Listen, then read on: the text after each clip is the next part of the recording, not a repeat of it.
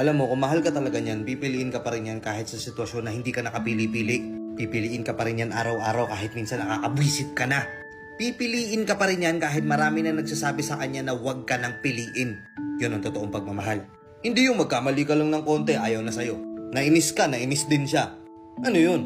Hindi ka naman perpekto.